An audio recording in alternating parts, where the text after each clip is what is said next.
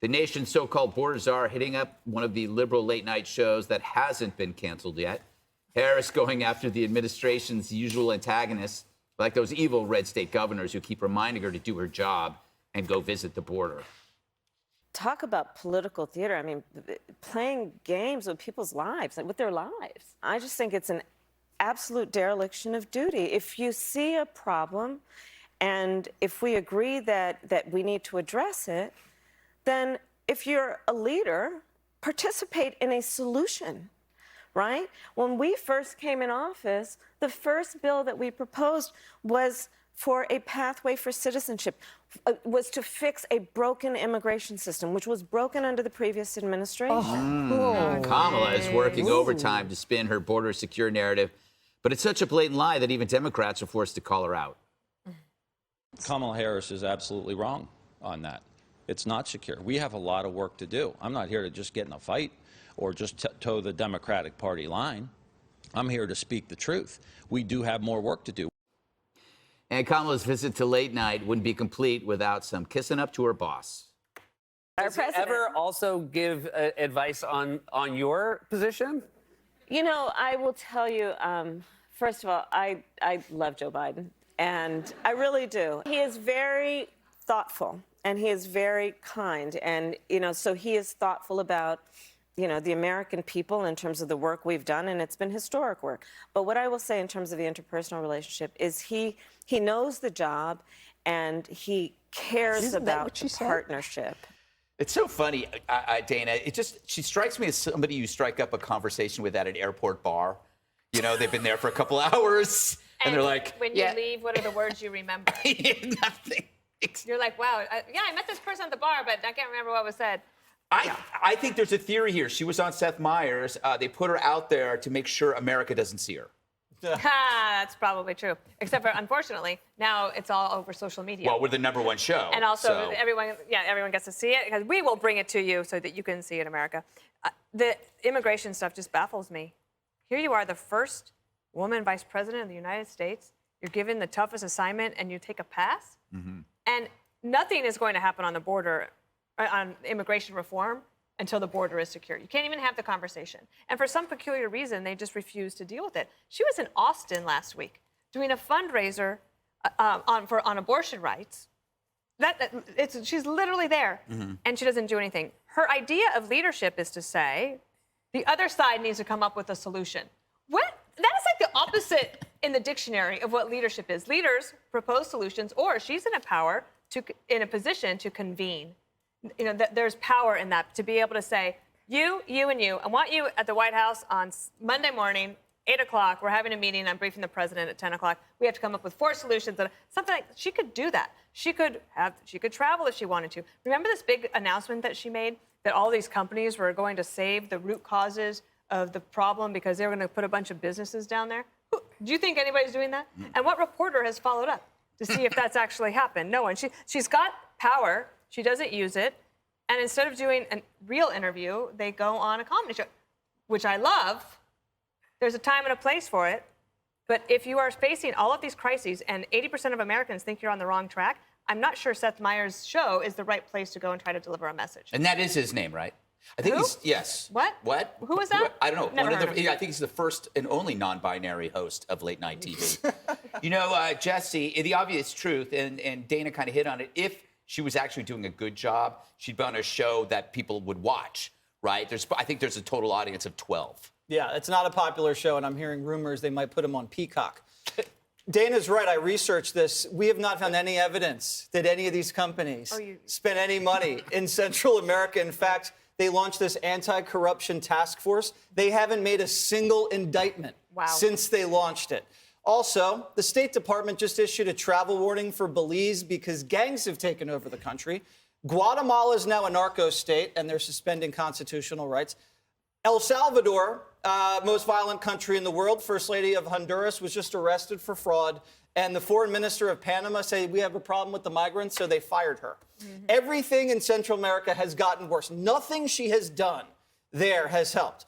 The cartels are now making record profits, $13 billion last year. They've shattered all-time border crossing records 2 years in a row. They've lost track of 20,000 migrant kids. They lost track after they handed them to sponsors, which are basically perverts.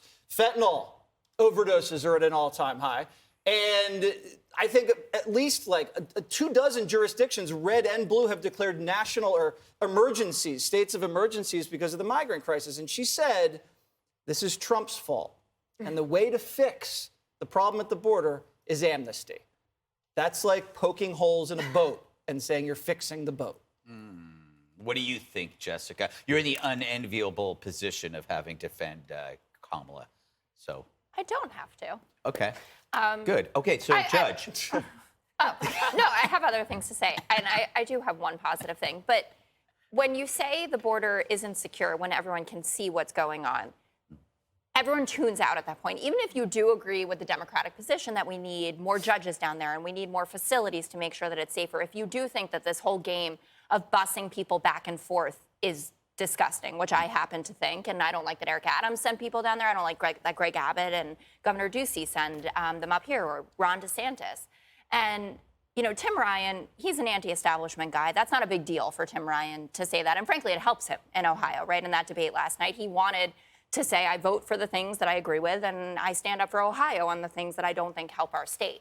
But people just glaze over. And I've watched this downturn in terms of Democratic support on the issue of immigration. Even just a couple weeks ago, we were up, 1 or 2 points, and now we're underwater in everything that's come out in the last 7 days or so on the issue of immigration. And it's ticking up in order of importance, kind of parallel to what's going on with crime and policing. Now, it will never be inflation and the economy, but if you allow people the opportunity to discount everything that you say after the border is secure, they do not know what your position is. They can't tell you what the policies are to fix it. And I'm not saying they wake up and say, build a wall. That's not going to happen. But they certainly don't think that you're serious on the issue. So, Judge, even Jessica agrees that Kamala has been an unmitigated disaster, not just for America, but for the world. Yeah, I think that's what she said, too. Look, I don't know how the woman gets out of bed and faces the world. I mean, she is a catastrophe.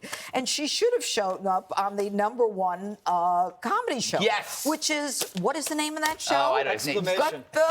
Exclamation point.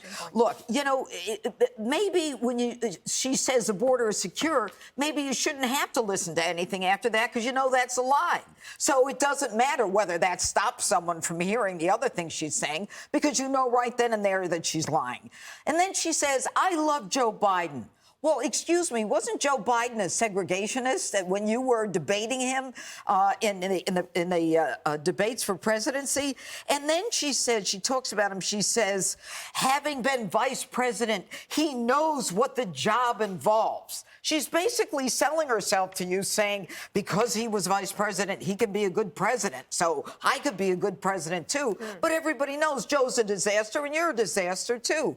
So if she used any energy at all in trying to deal with the issue, whether it's dead people, 800 of them so far, young people, children coming over the border, people coming in with COVID, fentanyl, anything, Americans suffering at the hands of those illegals, not all of them, but there is certainly a percentage who are criminals. Now we've got the drug artery. She can't articulate any of that. She deserves not to be, the first female vice president. It is an insult to women who are in power. I forgot to say my good things. Oh. Can I just want to say, after the little ditty about I love Joe Biden, she did talk about things that the Democrats have done, like investment in infrastructure, in protecting the climate, lowering healthcare costs. And those are things that Democrats have to be running on. So you gotta run on infrastructure? Yeah. I run on bridges all day. What did But you they can't build? show what did you they show build? right now. Yeah. What? What did It they just build? has. Inflation. Yeah, That's exactly. Name That's one what you thing have they to show built. for it. Joe Biden got 13 Republican senators to sign on to that bill. Show me it. Oh, that's. But I mean, Show me a bridge they built. They're in process. Yeah. No, they aren't. Yes, they are. I was. Like that high-speed rail. Go to The more we LaGuardia. talk That about place it, is the more great now. everyone We did that says for it's 10 going to be a years. recession. Okay. Serious We got to next move year. on. Hi, everyone. I'm Brian Kilmeade. I want you to do me a favor. I want you to click to subscribe to the Fox News YouTube page. This is the only way that I know for sure that you're not going to miss any great commentary, any great news bites, any great interviews coming your way on Fox. You can get it all here on YouTube. So subscribe right now.